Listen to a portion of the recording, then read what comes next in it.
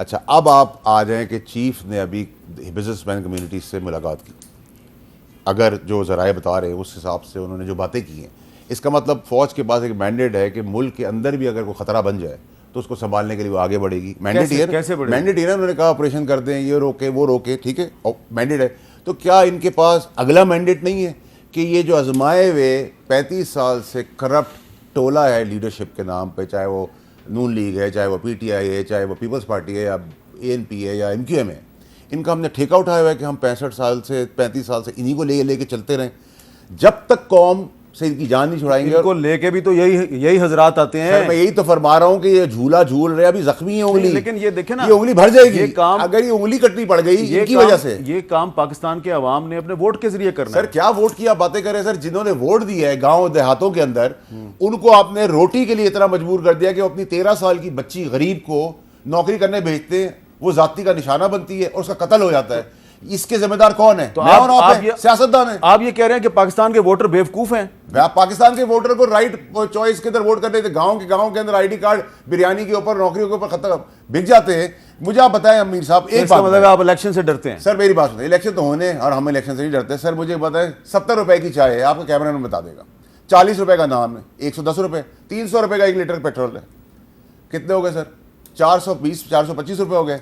वही आदमी अगर दोपहर को भी रोटी घास की तरह से रोटी खाए और चाय पिए और रात को भी ये काम करे तो 645 रुपए उसको चाहिए, 20,000 रुपए उसको इसकी चाहिए। अभी उसकी माँ बहन बेटी बच्चा कोई नहीं। ये जो आप इस तरह घुमा रहे हैं, अगर ये सारी पार्टियां जो हैं इनको नेस्तो नाबूद कर दिया जाए तो ये आदमी के मसाइल हल हो जाएंगे? आम आदमी के मसाइल? हाँ, पाकिस्तान सोना उगलना शुरू कर देगा।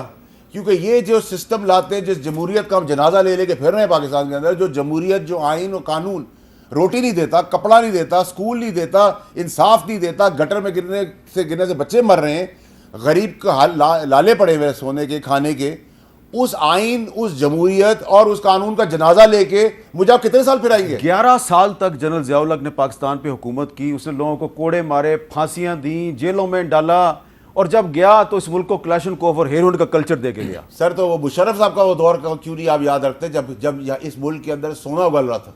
अच्छा, उस दौर को क्यों हाँ जी, इसका जवाब दें जी। परवेज मुशर्रफ के दौर में पाकिस्तान सोना उगल रहा था। शुएब शाहीन साहब, पहला तो एक बात सिर्फ जवाब दे दूं कि देखें इस वक्त जो अशराफिया है, आप ही के प्रोग्राम में भी कई दफ़ा डिस्कस हुआ, UNDP की रिपोर्ट के मुताबिक तकरीबन $18 बिलियन सालाना हमारी सिविल ब्यूरोक्रेसी, मिलिट्री ब्यूरोक्रेसी, हमारे जजेस, हमारे जर्नल और हमारा हुक्मरान तबका मुफ्त मराहत ले रहा है। $18 बिलियन सालाना। भाई $1 बिलियन के पीछे आपके शहबाज शरीफ साहब कहते हैं हम उल्टे सीधे हो गए। ये तो आपके मुल्क की तबाही का राज है, जो असल तबाही है। और दूसरी बात, ये तजर्बा आपने 4 मरतबा कर लिया। कोई पहली मरतबा किया है आपने? 47 से लेकर ऑनवर्ड तो जो ड्रामा और तमाशा होता रहा उसके पीछे भी वही साहब थे। लेकिन 58 में बाकायदा एक 56 का जो कॉन्स्टिट्यूशन बना उसको एब्रोगेट कर दिया गया, इम्प्लीमेंट ही नहीं होने दिया गया।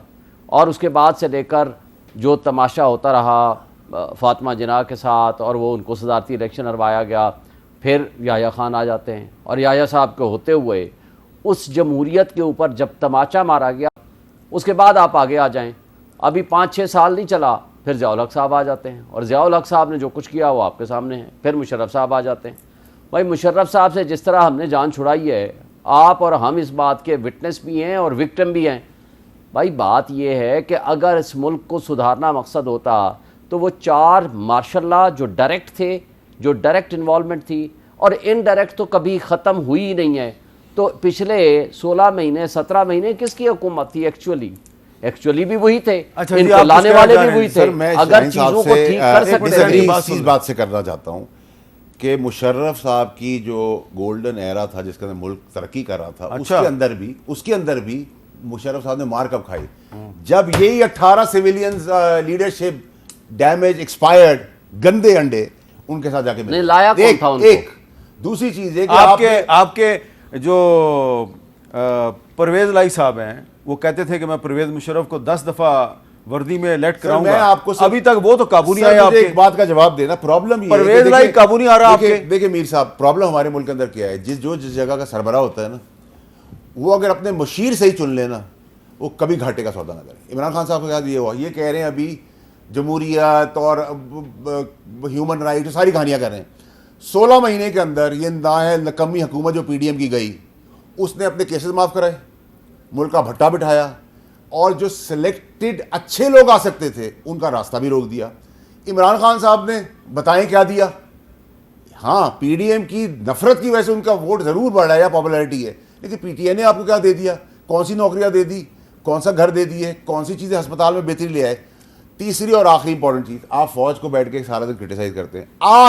आज के दिन भी जो अरबों रुपए का पाकिस्तान को फायदा हुआ है, डॉलर को नीचे लाने वाले जो हैं, उसमें चीफ है, DGIS है और DGC है। अच्छा, तो किसका डॉलर को ऊपर ले जाने वाले कौन थे? गवर्नमेंट कर पा रही भाई, है, 170 रुपए का डॉलर, ना आगे आने वाली गवर्नमेंट। अच्छा राना साहब, देखें 170 रुपए का डॉलर आपने अपनी पसंद के ये PDM की फाशिस्ट हुकूमत को मुसल्लत करके सर, हम भी पसंद से 300 आए गए प्लस थे। पे लेकर ले गए हैं। हमें भी पसंद से 335 लाए पे गए ले थे। गए हैं। वो कह रहे हैं हमें PTI दिया, वो ये नहीं लाए, दिया, लेकिन select भी हमें किया, जिनका इशारा grow कर भी रहे हमें हैं वो किया, लोग लेकर bloom भी आए। हमें किया, मीडिया को भी कहा इनको लाइट दो, खाली कुर्सियों पे भी लाइट दो, तो हम भी उसी नर्सरी से निकले हुए हैं।